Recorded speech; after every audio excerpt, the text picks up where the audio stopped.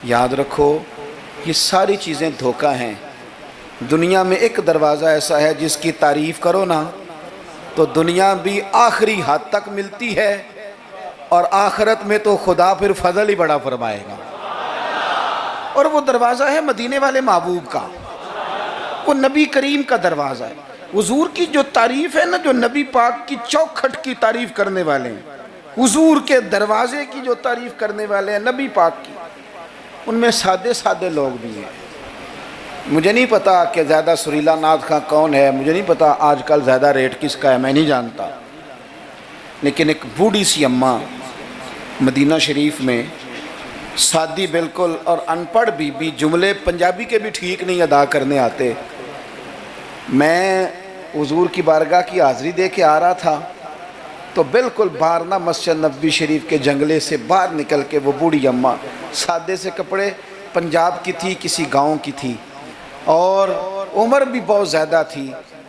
اس کے سادے سے جملے، وہ دور بیٹھ کے نا، چونکہ قریب تو خواتین کا آنا درست ہے بھی نہیں اور وہ آنے بھی نہیں دیتے، پیچھے باہر ہم نکلے بازار میں تو وہاں نا شاید کسی کا انتظار کر رہی تھی، بچے نے وقت دیا ہوگا کہ اماں تو یہاں بیٹھ جانا تو میں آ جاؤں گا، تو وہاں بیٹھی تھی۔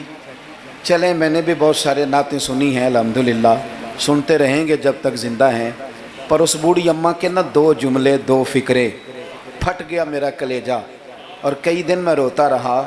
وہ اپنے لب و لہجے میں نا، اپنے انداز میں، سادے کپڑے اس کے اور سادہ پرانا دوپٹہ، اور زمین پہ اسی طرح بیٹھی تھی جس طرح غریب لوگ بیٹھ جاتے ہیں روٹی کھانے کے لیے، مزدور بیٹھ جاتے ہیں۔ پتہ کیا کہہ رہی تھی؟ نعت کیا پڑھ رہی تھی؟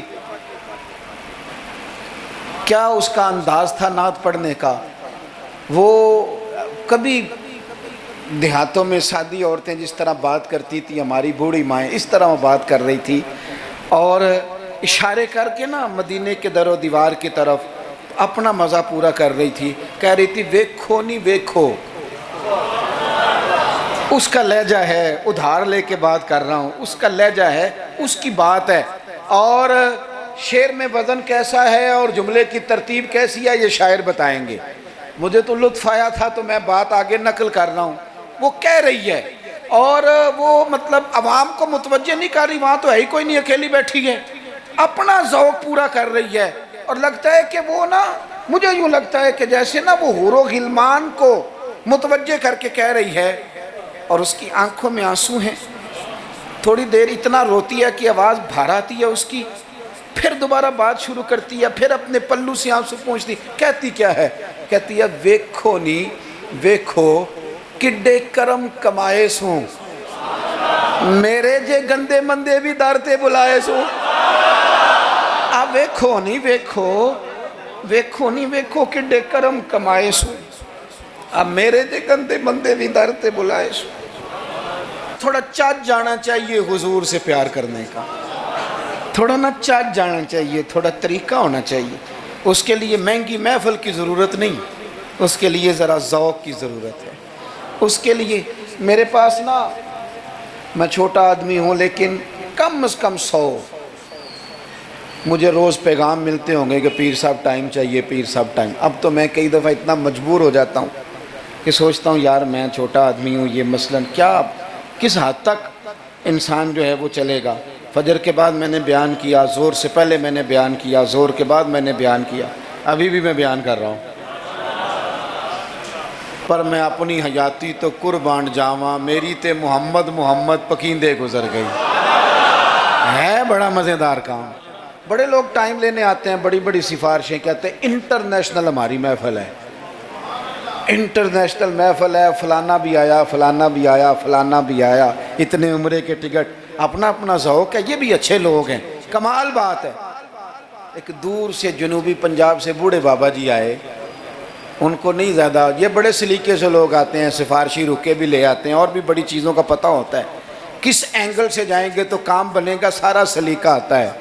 لیکن وہ کسی نے کہا تھا کہ لگا جدوں میدان ازل دا تے لوکی چوراں وانگ سدھائے، کسے نے لوٹ لی علم دی دولت کوئی میر فقیر بنائے، آزم ویخ مقدر ساڈا اسی عشق خرید لیا ہے۔ تے کسے دے سر تے تاج امامت اس علم پڑھاون سکھیا ہے تے کسے نے پہنے فقر دا چوغا انہیں زہد کماون سکھیا ہے. آزم ویخ مقدر ساڈا اساں یار مناون سکھیا ہے. اپنے اپنے نصیب کی بات ہے. وہ بڑے لوگ آتے ہیں. میں آپ کو جو بات جہاں آپ کو کھڑا کرنا چاہتا ہوں وہاں آئیے گا. ایک سادے سے بزرگ سے سیدھے سادے تھے, کندھے پہ رومال رکھا. جمعے والے دن میں گزر رہا تھا تو میرے کان میں ہلکی ہلکی بات, پریشرائز کر کے نہیں, کہنے لگے پیر صاحب جدوں بھی ٹائم ہوئے نا, مہینے نو, چون نو, چھیاں نو, سال نو, دو نو, یہ انداز ہے. جدوں بھی ٹائم ہوئے نا تو ایک چھوٹی جی محفل کرنی. میں ماڑا بندہ جے, تھوڑی جی میری تنخواہ ہے, میں کمیٹی پائی یار مہینے پیسے رکھنا, جدوں تھوڑے کٹھے ہو جان تے سونے دا میلاد کردہ. بڑی بڑی میں نے تقریریں سنی ہیں, بڑے بڑے باز سنے ہیں, حضور کی محبت پہ کلام سنے ہیں, مزہ آ جاتا ہے. لیکن یہ بھی کلام تھا حضور کی محبت کا. میں نے پلٹ کے نہ سر سے لے کر پیر تک وہ بابا دیکھا, اس کے نقش و نگار دیکھے, اس کے لبوں کی سادگی دیکھی, اس کا لہجہ دیکھ کے میں نے کہا چاچا جی تسی ٹائم چھڑو, دسو جلسہ کدن کرنا ہے. کیوں؟ اس لیے کہ یہاں محبت ضروری ہے, پیار ضروری ہے, یہاں وفا دیکھی جاتی ہے, یہاں دل کا جذبہ دیکھا جاتا ہے.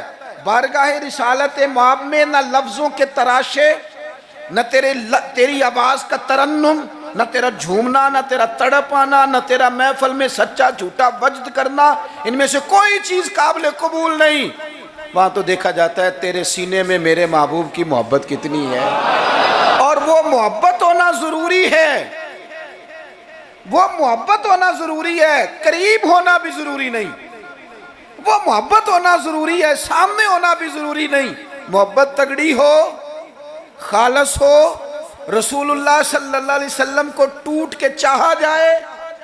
اگر غلام حضور تک نہ بھی نہ پہنچ سکے تو نبی پاک مولا علی اور فاروق اعظم رضی اللہ تعالی عنہما کو جبہ دے کے کہتے ہیں جا کے میرے اویس کرنی کو پہنچا دینا.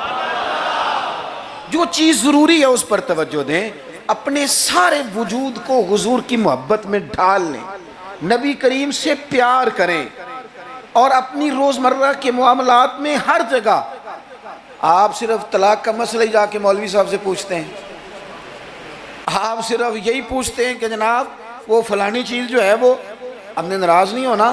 یعنی ہر مرد نے یاد کر لیا ہے کہ 4 شادیاں جائز ہیں. تو میں کہتا ہوں اس کے علاوہ بھی بڑا کچھ جائز ہے, کہ صرف یہی آپ کو ایک مسئلہ آتا ہے کہ شریعت میں 4 شادیاں جائز ہیں, اور بھی بڑا کچھ جائز ہے وہ آپ نہیں کرتے. یہی اپنی مرضی کی چیز یاد رکھنی ہے. کبھی جا کے مولانا سے ہر بات پوچھو, ان سے پوچھو مولانا دکان ڈالنے لگو میرے مدینے والے کا طریقہ کیا ہے. یہ بھی ذکر رسول ہے. آپ اپنے علامہ صاحب سے, خطیب صاحب سے پوچھیں کہ رب نے مجھے بیٹا دیا ہے, نام کس طرح رکھوں, میں اس کے سار کے بال کس طرح اترواؤں, عقیقہ کس طرح کروں, مجھے بتائیں. یہ بھی تو حضور کی سنت ہے, یہ بھی تو ذکر رسول ہے.